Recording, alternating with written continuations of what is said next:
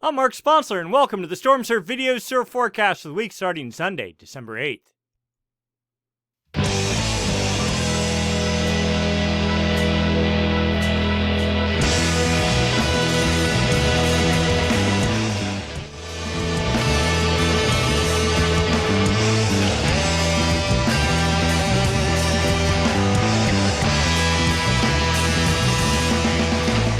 Tonight we'll be discussing jet stream level winds, surface level pressure, significant wave heights, and all the things that go into making surf in the North Pacific Ocean, and of course, a look at the potential for snow for the coming week. Let's get to work. First off, we take a look at significant wave heights for the North Pacific Ocean. We see a pretty active pattern. A sort of a prefrontal area of wind is producing seas at 26 feet, but they're all lined up in Alaska, not really of concern. But the first area of real interest is this spot of 20, 22, 25-foot seas pushing over the date line. This has generated swell, part of a previous system that pushed off the Kuril Islands. We'll get to that in a minute. But swell is in the water heading towards Hawaii and the U.S. West Coast. And even better yet, a stronger system is developing while pushing off the Kuril Islands. This is forecast to become the first significant class swell of the winter season, and it should be pretty solid if the models are anything close to accurate. Let's start digging into the details.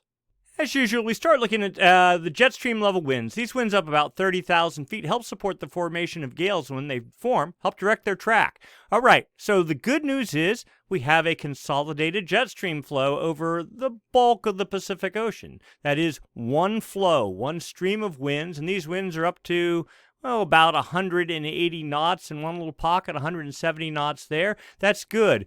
And what we're looking for is a trough. That is where the jet dips south, just like right there. Okay, that helps create like an eddy, a counterclockwise eddy, both in the upper atmosphere and down at the surface. That is the hallmark of low pressure, counterclockwise circulating air. Of course, low pressure, if it's strong enough, generates wind. Winds generate seas down at the ocean surface, and those seas, as they radiate away from the fetch area, get groomed, turn into swell. Swell, when it hits your beach, turns into surf, and we certainly need some of that. All right, so we have a little bit of a trough, but again, this is more associated with that like prefrontal thing, whatever you want to call it. It's just sort of like a teaser trough, if anything. Put this into motion. Also notice, the jet is pushing hard to the north once you get east of this trough up into Alaska. And when that happens, you get the exact opposite effect, a clockwise flow. That's the hallmark of low pressure. And one would think we'd see north winds starting to rake into the California coast, but that's actually not happening yet. In fact, the jet's a little bit split. Some pushing up into Alaska, some pushing onshore over like the Southern California, Baja area. All right, now we'll put this into motion. We see as we get into Monday, a trough. It's very broad, but it is dipping to the south right here, being fed by a good, healthy 170-knot jet stream flow aloft. That will certainly help support the formation of gale development. And it only gets better as we get into here Monday night. You see winds go up to 180 knots. Trough gets a little bit better defined. Pushes into the Gulf on Tuesday night and Wednesday. Still pretty well organized and a bit of energy targeting. This looks like what would you call it, an atmospheric river pushing into the Pacific Northwest. Their chance for a little bit of weather now as we get into Wednesday night. The trough continues into Thursday and even Friday in the Gulf of Alaska, and then energy levels settle down a little bit over the jet. But the good news is, look at this, the jet's down at about 37 degrees north, almost dead flat the whole way across the Pacific and consolidated. That's considered like a zonal flow, no real troughs, but still pretty consolidated. Then we get into Saturday. It looks like a bit of a trough, just trying to organize there, a broad, gentle trough there. Getting better defined as we get into Sunday, and also another pushing off the Kuril Islands. We'll roll this out the whole way. There we go. We're at about 180 hours. This trough is actually looking better than what it was looking this morning. So it looks like the storm production machine is winding up and not really expected to settle down a whole lot, even though wind levels back off a bit. Still, reasonably good odds for swell production, at least by looking at the upper levels. Let's go take a look down at the surface. Here we go, surface level pressure, surface level winds, and as expected, you see there's basically a giant area of low pressure going the whole way from the central Gulf, the whole way back to almost Japan. Here's that like the leading edge, the bulldozer sort of thing, trying to break the way through high pressure here off the Pacific Northwest. We have a small fetch of 30-knot winds here just in the western Gulf, and a newly developing gale pushing off the Kuril Islands with 45-knot winds.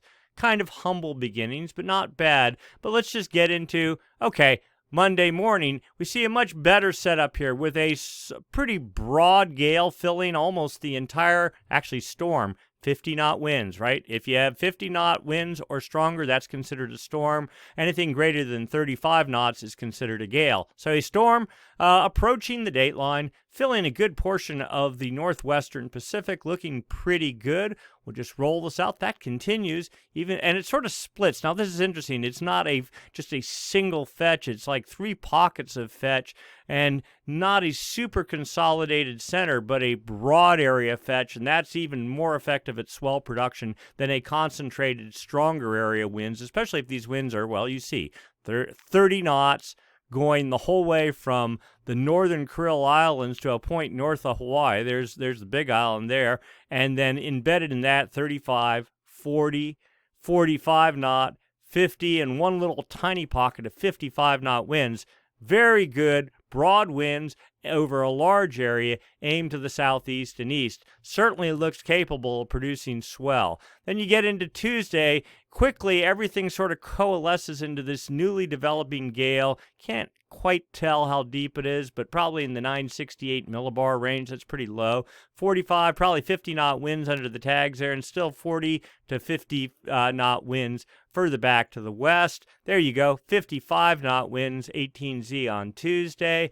And then the thing lifts north, but does not give up the ghost. Now, the interesting part, it lifts north. That means more north-angled swell, targeting mainly the U.S. West Coast, kind of bypassing Hawaii at that point in time by Wednesday, and then slowly fading out. High pressure moving in, but then we see off over the Kuril Islands this newly developing system on Thursday night into Friday, pushing off the coast with 55 knot winds there. Again, aimed at the Hawaiian Islands pretty well.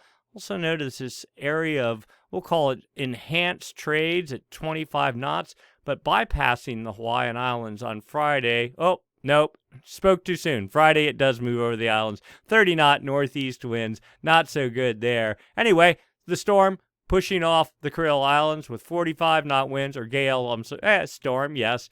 It pushing over the North Dateline region on Saturday, and yet another system forecast pushing off the Kuril Islands Saturday night into Sunday. Broad area of 45-knot winds, looking pretty good. Building to 50 knots. Oh, quite a prolific and consistent storm machine looking to be setting up, if one is to believe the models, up to a week out. We don't do that. You know the rules. But still, it's a good tease, way better than anything we've seen so far this winter season.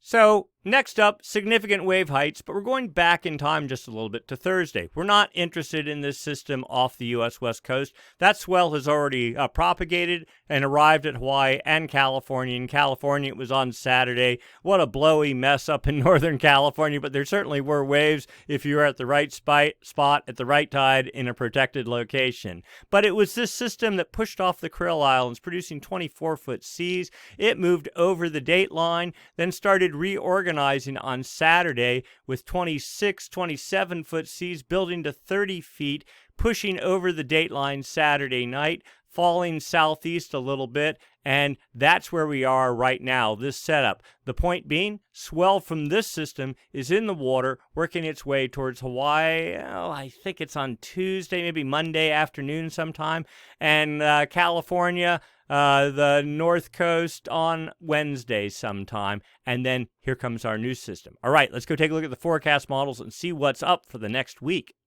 And here we go.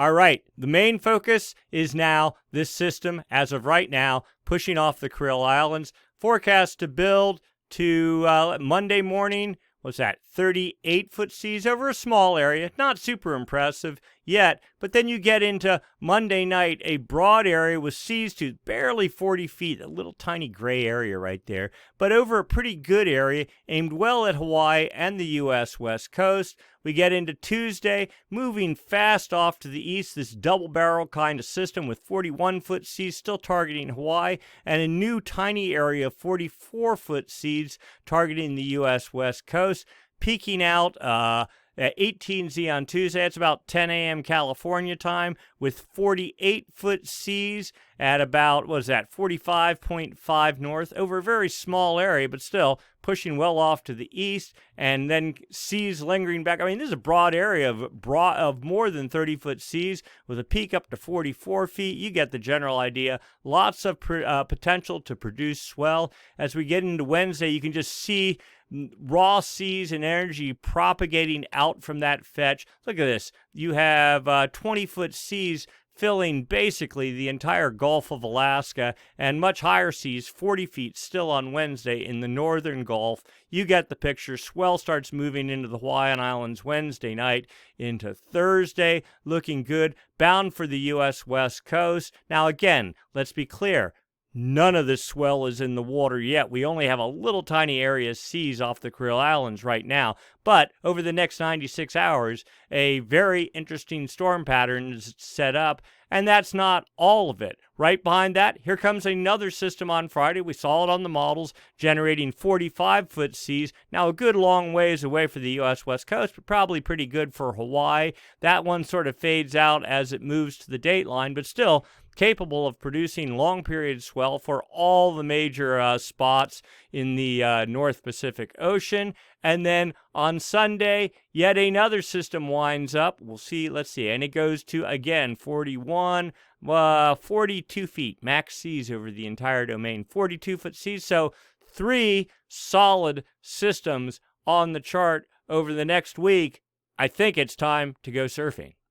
Let's take a quick look at local winds. We're looking at Northern California and mainly Hawaii. What is this? A southwesterly flow over the islands, light northwest winds over California. Conditions were pretty junky this morning in California and pretty much most of the day. Lumpy, lurpy, wind swell sort of thing. Dying swell from that gale that was previously off the coast. Hawaii, a little bit cleaner. Anyway, so we get into Monday.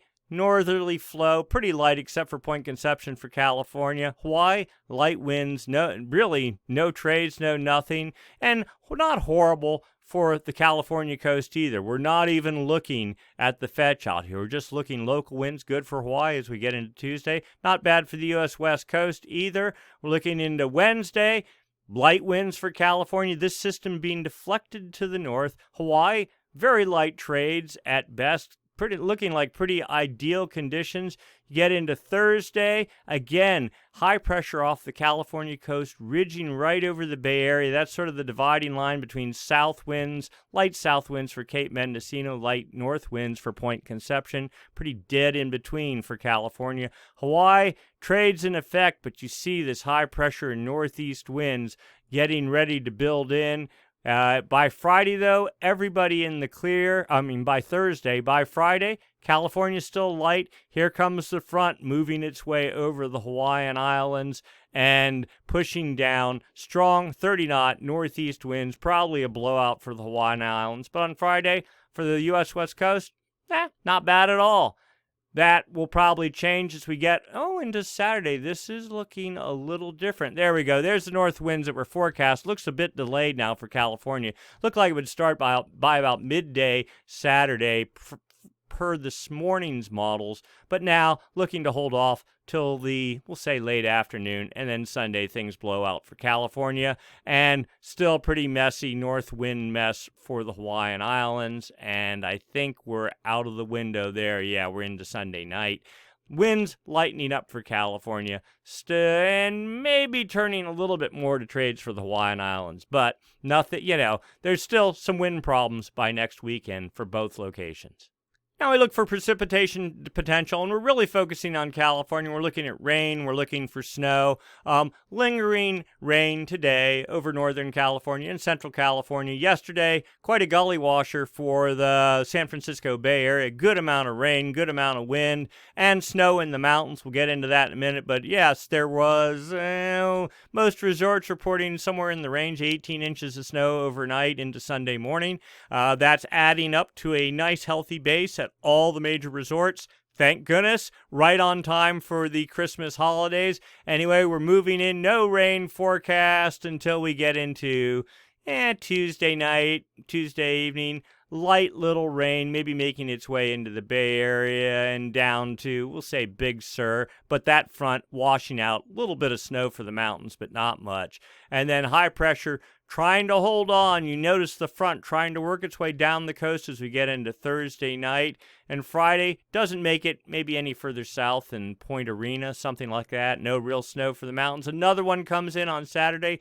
We'll call it a bit of snow. We'll go take a look at the models here in a second, but a bit of snow mainly confined to Tahoe area, down to the central Sierra, something like that, Yosemite, that area, maybe down to Mammoth, and then fading out on Sunday. Probably not a heavy precipitation producer, and then things back off.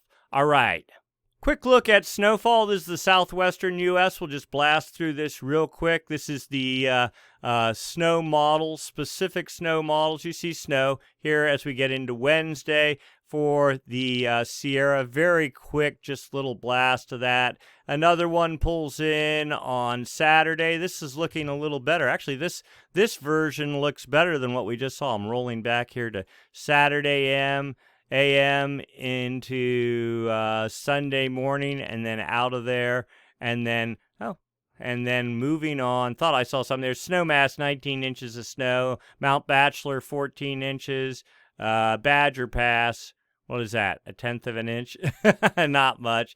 And then this goes out 240 hours. We'll go through it, and that was it. Nothing. All right, let's go look at site-specific accumulations. Squaw Valley, really nothing until, the December 14th, picking up, about 20 inches or so. And then we go take a look here at Kirkwood, even less, maybe 13 inches, something like that. And then Mammoth, doing even less. You can actually click through this here. What is that? 4.4 inches. Okay, nothing too dramatic. And just a quick look at the site, stormsurf.com, of course, and right here, snow. You can click that. You'll get this page. We'll scroll down. You got a choice, sort of a header page here with all the Southwest and Northwest U.S. models.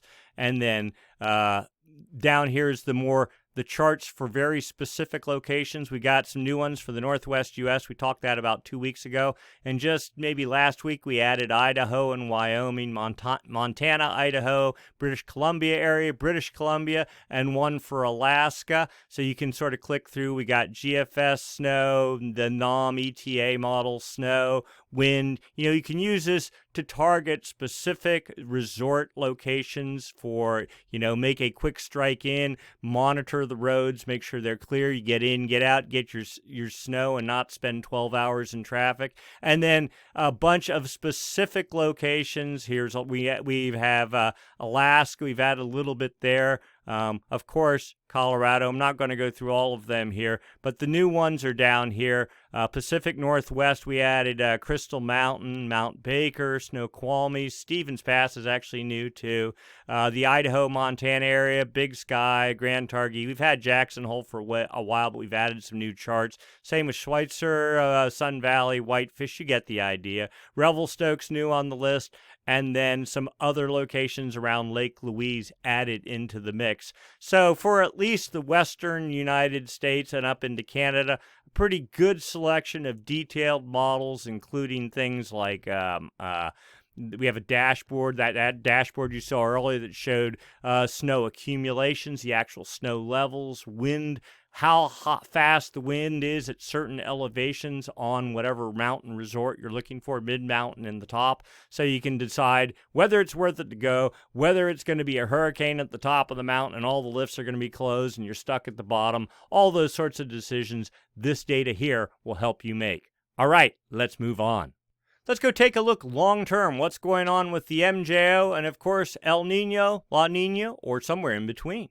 Starting off with the MJO, the Madden-Julian oscillation, this periodic oscillation, literally moving by sort of a bipolar situation, but not both at the same time, either in the active phase or in the inactive phase over any single point across the globe. Of course, we're focused on the Pacific Ocean. When in the active phase over the Pacific Ocean, that the active phase of the MJO can change the trade direction. It suppresses trades or can turn them around completely. That in turn creates precipitation. That in turn creates energy transfer to the upper levels of the atmosphere, which in turn feeds energy to the jet stream, which in turn, of course, helps feed storm production. So obviously, the active phase of the MJO is what we're interested in seeing over the Pacific Ocean. It acts sort of like a mini El Nino, and El Nino itself is like a long-running active phase or multiple successive active phase locked over the Pacific Ocean, which in turn, of course,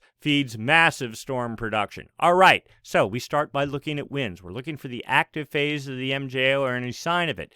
Now, the MJO travels on the equator, not north, not south. Literally, it's this tiny little area, 5 degrees north, 5 degrees south of the equator, and we're really interested in this area from one. So here's the West Pacific here, here's the East Pacific here. This is the equator. This is data from the TAA buoy arrays, a series of buoys strung across the equator used for monitoring El Nino. This is New Guinea right here. All right, so Kelvin, the thing we call the Kelvin wave generation area, that is when the active phase of the MJO is in the West Pacific, specifically between 170 west and about 135 east, 5 degrees north and south of the equator. That's where active phase, you get west winds or west anomalies. That creates a thing called a Kelvin wave, or it can. Warm water in the West Pacific starts moving to the east, driven by the westerly anomalies in a sufficiently strong active phase of the MJO.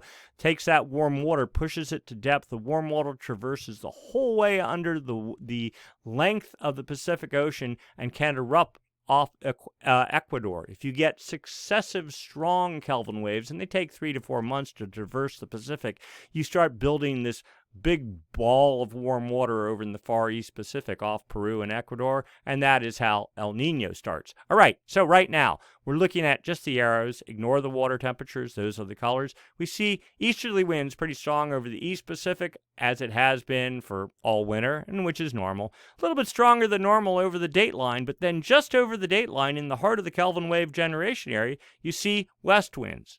Interesting. All right, so anomalies, differences from normal for this time of year. Yeah, you can have all these winds, but is it stronger or weaker than normal? We got to put things in long-term historical perspective. Data unto itself without context is utterly meaningless. All right, so yeah, we have strong east winds, but looking at this, in a historical context, they're no weaker than, or no stronger nor weaker than they ever are. Pretty much normal. And though these east winds here now on the dateline are stronger than normal, you see the arrows, they're bigger. But then conversely, these west winds in the Kelvin wave generation area are also stronger than normal. So there's sort of like a battle going on right here, but there's some signs of the active phase of the MJO, and that is good. That's what we like. All right, let's go look at the forecast. All right, so this is that weird chart. It's the whole planet on a single chart, right? So you have to know where the Pacific Ocean is. It starts at about 135 east, so right there. And it ends over near Peru and Ecuador at about, we'll say, it's actually about 80 west. We'll say roughly right there. So what you do is, and the Kelvin wave generation area is a subset of that, the western subset of that. So 135 east to about 170 west. So you draw a line right up there in your mind, a line right up there. And what do you see? You see reds and yellows. Now, this is going back in time. All November, look at this. These reds and yellows are westerly anomalies. That's what we want. Sign of the active phase of the MJO.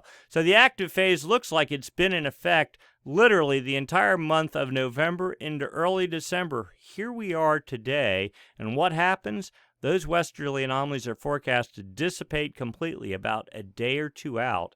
And then what's this? Easterly anomalies start migrating into the Kelvin wave generation area. So looking at this, one would say, well, that's the active phase of the MJO and probably constitutes a westerly wind burst, which will probably set up a Kelvin wave, warm water pushing to the east. But then it looks like it's all going to fall apart starting in about 3 days from now.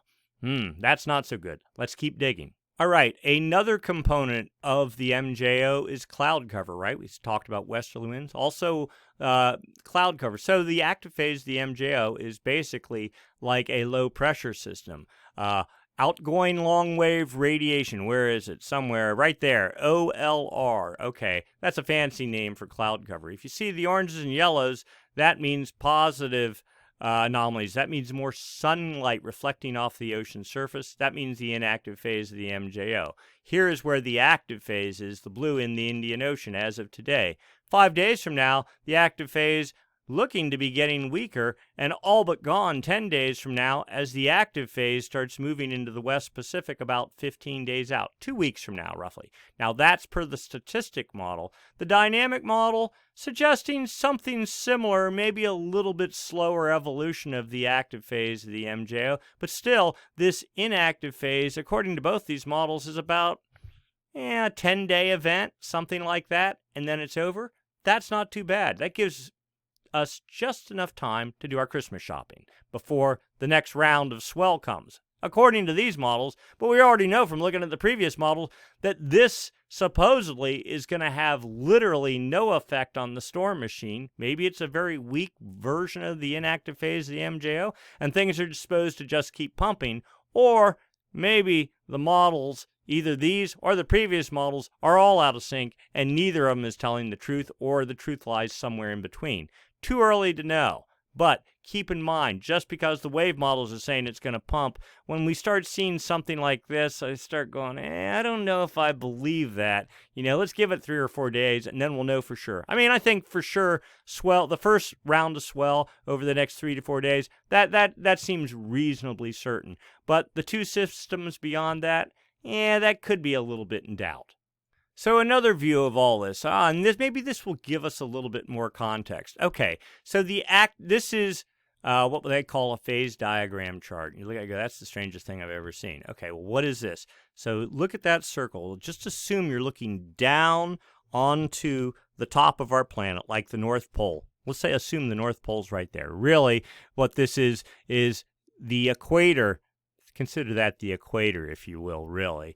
Okay, the active and inactive phase move from the Indian Ocean over the maritime continent, west to east, over the West Pacific, over the East Pacific, under the United States, only on the equator, cross the Atlantic, over North Africa, back to the Indian Ocean. Where the heavy dot is where the active phase is. So it says, okay, it's in the Indian Ocean per this model. This is the statistic model.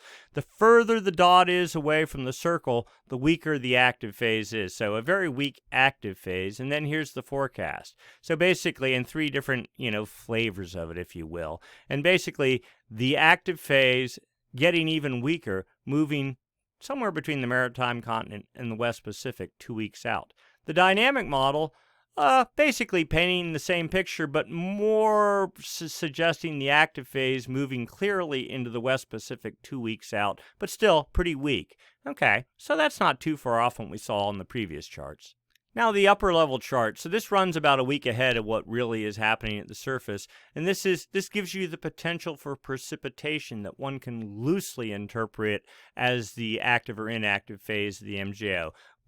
Greens are the favorable for precipitation. One can assume the active phase of the MJO. Yellows, the inactive phase. So again, remember this runs about a week ahead of what's really going on. So here is today the inactive phase, working its way towards Central America. In reality, it's probably more back about here, okay? And forecast to move into Central America somewhere around December 16th, we'll say 18th, maybe add a week to that. So about Christmas time, it's in Central America. Here comes a weak active phase. It makes its way across the Pacific and into Central America.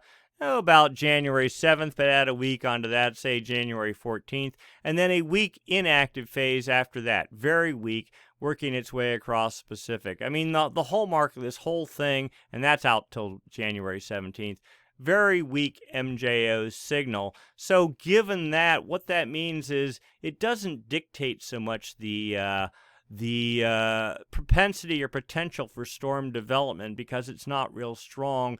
The weaker it is, the greater the odds that you can have storms even in the presence of the inactive phase of the MJO, and that's kind of what we're looking for. And then here's the CFS model. This goes out a month, okay? Again, this is the whole planet on one chart. Kelvin wave generation area between that tick mark right there over to about here, 170 west, and going straight up. So this paints the same sort of picture. The solid contours, the active phase, the MJO. It's moved from the Indian Ocean and pretty much the whole month of December. And the reds and all that, those are westerly anomalies in the Kelvin wave generation area. All that forecast to fall apart in the next day or two. Here is your inactive phase of the MJO. It's forecast to begin in earnest in the Kelvin wave generation area about 4 or 5 days out and make it to the dateline by January 4th. And with weak easterly anomalies for about a week in the Kelvin wave generation area, then slowly backtracking and fading out as we get closer to Christmas and pretty much dead neutral, we'll say, from about Christmas on. And then our favorite, the 3-month CFS model. Again, always a joke to believe a model 3 months out, but this model does reasonably well. Okay, same deal, Kelvin wave generation area from about there to there, going up the chart, so pretty much up the middle of the chart. And past history is down here. This is our long-running Kelvin wave, our long-running active phase of the MJO in the month of November. Then you can see the forecast, a bit of easterly anomalies starting about maybe 4 days out and going till, we'll say, December 14th or so. And then that all falls apart and we see weak westerly anomalies for the foreseeable future after that. Now, the other good news is, see all this blue here? That's really in the Indian Ocean. This has been this blocking, I don't even know what you want to call it, east wind event that's been going on in the Indian Ocean. It's supposed to continue solidly for about another week and still continue into about mid-January and then totally fade out after that. All right, let's overlay the MJO. All right, so here is our current active, this is today's date right here, current active phase of the MJO. Some models actually showed it active up to about here. This model says, well, it's really inactive, and we're supposed to stay inactive until about, January 2nd or 3rd. But even at that, westerly anomalies in control. And this is a very weak inactive phase. And then after that, an equally weak active phase sets up starting about January 1st and continues well into March. So the MJO appears to not be having a strong influence on what's going to go on. It'll be really interesting over the next 2 to 3 weeks to see in this inactive phase, weak as it may be, whether the storm pattern keeps up or whether it falls apart. Too early to know, won't even hazard a guess, but we're going to be keeping our eye on it because if some decent form of storm system continues into January and then we get into a marginally more favorable environment, that means things will only get better from there as we get into the heart of winter. So, fingers crossed.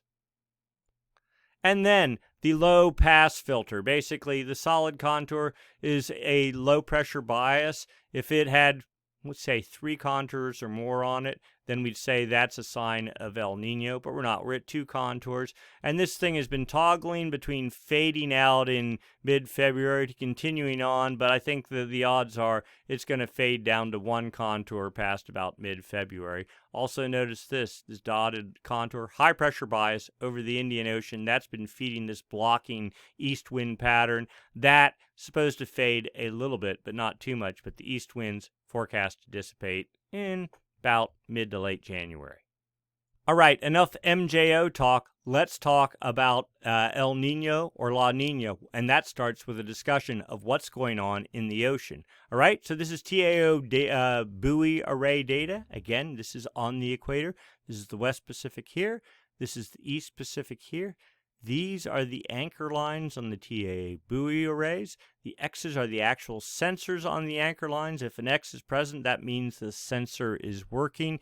You see there's a higher density here of X's, meaning that either there's more sensors or more active sensors here. That's probably the case. And then over here, less sensors. And if they're not working, I think the X's actually disappear from the chart. Notice There's nothing here. So this area there's no reliable data. Anyway, the idea being you take the data from the sensors, use a model, string it all together, it sort of fills in the gaps, you get a profile of subsurface water temperatures, and that's how you monitor Kelvin waves. So we see 30 degrees centigrade water in the West Pacific. It's backtracked a little. I think we were at 178 last week. We're at 175 this week. So that doesn't look like a Kelvin wave. We have this one here is at 172. I think that's about where it was last week. The 28 degree isotherm line is at 162. It was at 160 last week. But the 24 degree isotherm has pushed fully into Ecuador. So that's actually moving to the east more. Okay, so what's that all mean? Well, we're just going to cheat and show you anomalies, differences from normal for this time of year. And you go, okay, what's all this mean? Well, I see warmer than normal, 2 degrees centigrade water here. See a little pocket of cool anomalies here in the under the deep, what would that be, about South Pacific, Southeast Pacific. And then we see a broad area of warming 3-degree anomalies. And if you've been following, this is steadily pushing off to the east. So that means this warm water is pushing off to the east. That means this is a Kelvin wave. This is also a Kelvin wave, and we got another chart. We'll show you how we know some of this. But anyway, Kelvin wave number 5, pushing into Ecuador at this moment, creating some warming. Not much warming, but a little bit of warming. Another Kelvin wave, this created from this long-running active phase of the MJO that's been going on the whole month of November. This will take about 2.5 to 3 months to make it across the Pacific, so we're looking at maybe end of February, March before it washes ashore in Ecuador. Nothing smelling of El Nino here, but certainly nothing smelling of La Nina either. If it was La Nina, all this water here would be cooler than normal, down maybe 3 or 4 degrees below normal. We're not seeing any of that. This is a picture of what we would consider a decent flow, subsurface water flow, and somewhat conducive to helping support storm formation in the North Pacific this winter. This is yet another using different modeling software, but the same raw data. Basically, same thing. Kelvin wave here pushing into Ecuador. This is the East Pacific, West Pacific here. There's that little cool pocket. That's probably the upwelling phase of the Kelvin wave, or the cool and on whatever you want to call it, upwelling phase of the Kelvin wave cycle. Here's another downwelling Kelvin wave making its way across the Pacific. So the two models appear to be pretty much in sync. And yet another view of subsurface ocean temperatures. So that's South America, Central America there, Mexico, New Guinea. There's the equator. There's the date line here. Now, this is a totally different thing. These are not temperatures. This is height of the ocean surface. JSON-3 data, you strip out the waves, strip out the wind waves, strip out the tides. We're looking for a bulge on the ocean surface. And we're not talking a very large bulge. But remember, warm water expands, so it'll push the water above it up a little, creating a bulge, like here, like 5-centimeter anomalies, stretching from almost New Guinea over the date line into the Central Pacific. Probably warm water there. And then here we did have a bulge, but it's pretty much vaporized now as this Kelvin wave pushes onshore. So all this data, pretty consistent, pretty much saying that we have one Kelvin wave here, another one here. In fact, let's look at the historical chart. So this is warm water movement over time. West Pacific here, East Pacific here. There's today's date, but we're going back to a year ago. I think this was Kelvin wave number 3 here. You can actually see it moving across the Pacific. Kelvin wave number 4 started in January last year from the active phase of the MJO, West anomalies. Well, that's why we're so interested in the MJO. Pushing warm water the whole way across the Pacific. It erupted into Ecuador in May. And this summer we had 2 Kelvin waves. It sort of organized. It just stalled, and it really had us concerned there for a while. But all of a sudden the dam broke loose this fall in September. We had a weak Kelvin wave. This is Kelvin wave number 5. This is the one that is currently erupting off of Ecuador right now. Not doing a lot. It's a weak one, you can as compared to, say, this one here. But still, getting some movement. And here's Kelvin wave number 6 developing. The date line is right there. You see it under the date line, building and making its way off to the east, presumably bound for Ecuador as well. So a pretty reasonably healthy setup in the ocean. not an El Nino setup from what we can see, but certainly not La Nina. And with that, we move to sea surface temperatures. All right, so this is sea surface temperature anomalies, differences from normal for this time of year. So we know we have a Kelvin wave erupting here, and you see it's pretty meager. We got some warming along Peru down into Chile, a little bit over the Galapagos, but no like big anvil. In fact, this actually looks cooler than it looked last week, but still not horrible. It's not all blues and deeply cold here. So again, kind of ENSO neutral. Not either El Nino or La Nina. Then we have some warming out here in the central Pacific, and we're only interested, the official El Nino monitoring region, 120 west, so this is due south of California. 5 degrees north and south of the equator out to 170 west, so out about there. You see kind of a mixed bag of temperatures there. And we'll go over to the West Pacific real quick. You can see most of your warming is in the West Pacific. The official El Nino monitoring region ends here. You see, yeah, we have warming in the El Nino region, but most of it is west of there. So here is the sea surface temperature trend for the past 7 days. We see modest warming off of Peru and off of Ecuador and building along the equator. So this looks actually better than I think last week. We had some interspersed pockets of cool anomalies in here during last week. That's all disappeared. So some weak signs that the Kelvin wave number 5 is erupting, but nothing marked, not really strong warming. And then here's the backed off view, just the sea surface temperature trend, differences from normal for this time of year for the whole Pacific Ocean, though we're only interested in 5 degrees north and south of the equator. That's what really, that dictates how much energy gets transported to the jet stream. We see our Kelvin wave creating some weak warming in here, but if you were in El Nino, you see this, you'd see a big old triangle here of red in this area. We don't see that. We just see slightly above normal, but we see this little bit of blue here. That's the only thing that's not above normal. And that's probably the only thing that's really, not helping the jet stream be a little bit stronger than we think it should be. But still, not a bad pattern. ENSO neutral, basically biased warm.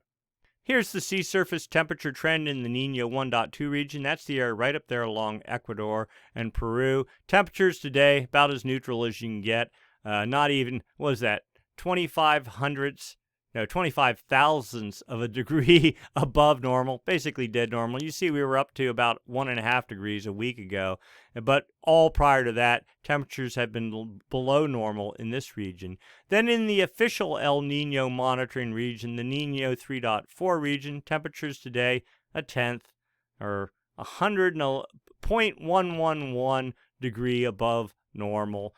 They've been slightly above normal since we'll say October 1st. But again, you have to be at 0.5 degree above normal, which we've only reached for maybe 2 days, for 5 continuous months to get yourself to El Nino. So we're not in El Nino, but these temperatures are not all down below normal, which would be what you'd have to be 5 consecutive months below 0.5 degree below normal. We're nowhere near that either. So we're ENSO neutral, biased warm, but not anywhere close to El Nino. So what's going on in the atmosphere above the ocean? That's also sort of key, though one can kind of guess, well, if the ocean isn't doing a whole lot, the atmosphere probably isn't either. So we look at the Southern Oscillation Index, difference in pressure between Darwin, Australia, and Tahiti. When the index is negative consistently, that's a sign of the active phase of the MJO. If it stays negative for 90 or more days, then maybe you're moving your way towards El Nino. Today's contribution positive, 4.83, so that's not negative. That's not the active phase of the MJO, but just sort of looking back, you see this kind of mixed bag pattern. Now, if you go back into November, it was negative consistently. That was the active phase, the MJO. We're moving out of that. 30-day average is, we were down at, what did we go down to? 9.91. There we are, right there. Now we're starting to retreat to minus 6.30.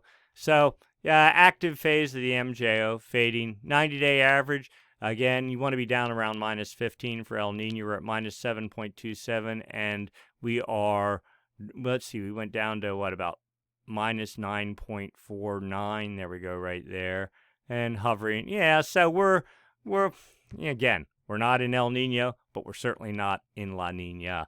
And you can see the trend here. This is the 30-day trend. We were dropping off in November. Now we're starting to rise. The 90-day trend, the El Nino trend, just sort of toggling along there.